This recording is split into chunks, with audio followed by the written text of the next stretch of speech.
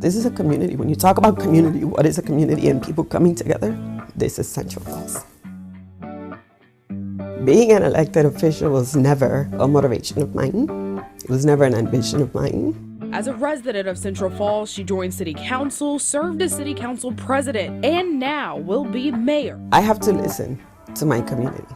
I wasn't put here just because I'm a woman or just because I'm a Latina. I was put here because we have a responsibility. Quality of life is super important to me. Keeping the city safe, keeping the city clean, keeping the city healthy.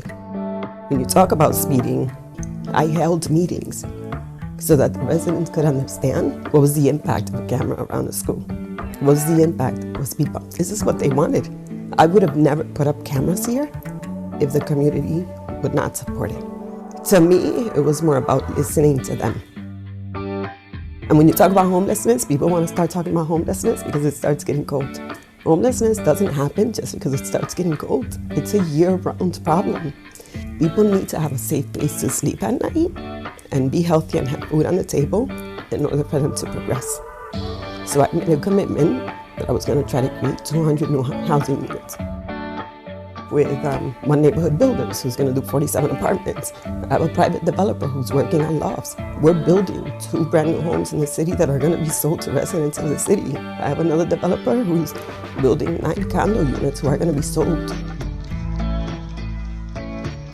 The city hasn't had a community center in over 10 years, and we know how important it is to have a community center in your city and have a space where the residents of the city could feel comfortable and have the services that they need in their language, which was why I started the Office of Constituent Services.